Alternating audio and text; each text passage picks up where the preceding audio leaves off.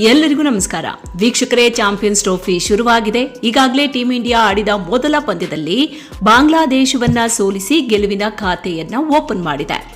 ಈಗ team India ಮತ್ತೊಂದು high voltage ಮ್ಯಾಚ್ಗೆ ಸಜ್ಜಾಗಿದೆ. ಎರಡನೇ ಪಂದ್ಯದಲ್ಲಿ ಭಾರತಕ್ಕೆ ಸವಾಲು ಹಾಕ್ತಾ ಇರೋದು ಪಾಕಿಸ್ತಾನ. ಈಗ ಮ್ಯಾಟ್ರು ಏನಪ್ಪಾ ಅಂದ್ರೆ ಟೀಂ ಇಂಡಿಯಾ ಬಾಂಗ್ಲಾ ವಿರುದ್ಧ ಗೆದ್ದಿರಬಹುದು, ಆದ್ರೆ ಟೀಂ ಇಂಡಿಯಾ ಇನ್ನೂ ಕೆಲ ತಪ್ಪುಗಳನ್ನ ಮಾಡ್ತಾನೆ ಇದೆ. ಹಾಗಾದ್ರೆ ಆ ತಪ್ಪುಗಳು ಯಾವುವು ಅನ್ನೋದನ್ನ ಹೇಳ್ತೀನಿ. ಆದ್ರೆ ಅದಕ್ಕಿಂತ ಮುಂಚೆ ಟೀಂ ಇಂಡಿಯಾಗೆ ಭಾರತದ ಕ್ರಿಕೆಟ್ ಅಭಿಮಾನಿಗಳಿಗೆ ಆ ಕರಾಳ ದಿನವನ್ನ ಮರೆಯೋದಕ್ಕೆ ಆಗ್ತಾ ಇಲ್ಲ. ಹಾಗಾದ್ರೆ ಆ ಕರಾಳ ದಿನ ಯಾವುದು, ಅವತ್ತು ಅಂತದ್ದೇನಾಗಿತ್ತು ಅನ್ನೋದನ್ನ ಮೊದಲಿಗೆ ನೋಡ್ಕೊಂಡ್ ಬರೋಣ. ಜೂನ್ 18, 2017 ಇದು ಟೀಂ ಇಂಡಿಯಾ ಪಾಲಿಗೆ ಕೆಟ್ಟ ದಿನವಾಗಿತ್ತು. ವೀಕ್ಷಕರೇ, ಇದು ಬರೋಬ್ಬರಿ 8 ವರ್ಷಗಳ ಹಿಂದಿನ ಕತೆ.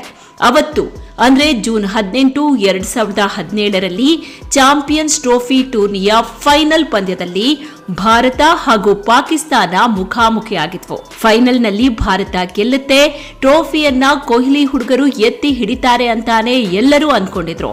ಯಾಕೆ ಅಂದ್ರೆ ಲೀಗ್ ಮ್ಯಾಚ್ನಲ್ಲಿ ಪಾಕಿಸ್ತಾನವನ್ನ ಭಾರತ ಸೋಲಿಸಿತ್ತು.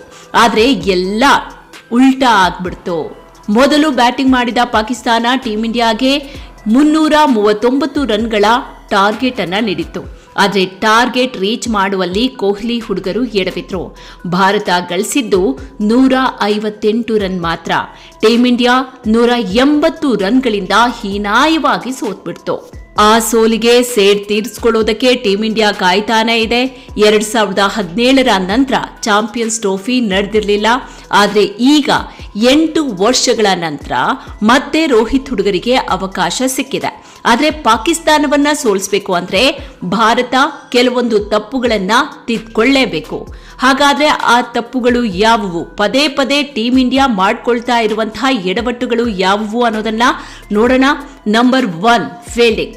ಪಾಕ್ ವಿರುದ್ಧ ಗೆಲ್ಲಬೇಕು ಅಂದ್ರೆ ಫೀಲ್ಡಿಂಗ್ ನಲ್ಲಿ ಮಾಡ್ತಾ ಇರುವ ತಪ್ಪುಗಳನ್ನ ಮೊದಲಿಗೆ ಟೀಂ ಇಂಡಿಯಾ ತಿದ್ಕೊಳ್ಬೇಕಾಗಿದೆ. ಬಾಂಗ್ಲಾ ವಿರುದ್ಧ ಫಸ್ಟ್ ಮ್ಯಾಚ್ ಅನ್ನ ಟೀಂ ಇಂಡಿಯಾ ಗೆಲ್ತು.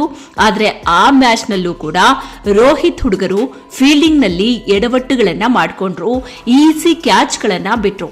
ಈ ತಪ್ಪನ್ನ ಈಗ ತಿದ್ಕೊಳ್ಬೇಕಾಗಿದೆ. ನಂಬರ್ 2, ನಮ್ಮ ಟೀಂ ಇಂಡಿಯಾ ಬ್ಯಾಟರ್ಗಳಿಗೆ ಸ್ಪಿನ್ನರ್ಗಳು ವಿಲನ್ ಆಗ್ಬಿಟ್ಟಿದ್ದಾರೆ. ಈ ಸಮಸ್ಯೆ ತುಂಬಾ ಟೈಮ್ ನಿಂದ ಟೀಂ ಇಂಡಿಯಾಗೆ ಮುಳುವಾಗ್ತಾ ಇದೆ. ಆದ್ರೆ ಈ ತಪ್ಪನ್ನ ಇನ್ನೂ ಕೂಡ ಟೀಂ ಇಂಡಿಯಾ ಹುಡುಗರು ತಿದ್ಕೊಂಡಿಲ್ಲ. ಕೊಹ್ಲಿ ಸೇರಿ ಕೆಲ ಬ್ಯಾಟರ್ಗಳು ಸ್ಪಿನ್ನರ್ಗಳ ವಿರುದ್ಧ ರನ್ ಗಳಿಸೋದಕ್ಕೆ ಪರದಾಡ್ತಾ ಇದ್ದಾರೆ.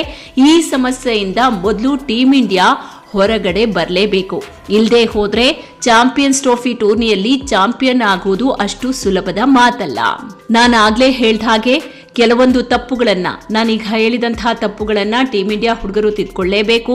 ಇನ್ನು ಪಾಕ್ ಆಡಿದ ಮೊದಲ ಪಂದ್ಯದಲ್ಲಿ ಸೋತಿದೆ, ಹಾಗಂತ ಯಾವುದೇ ಕಾರಣಕ್ಕೂ ಈ ಪಾಕಿಸ್ತಾನಿಯರನ್ನ ಕಡೆಗಣಿಸುವುದಕ್ಕೆ ಸಾಧ್ಯ ಇಲ್ಲ.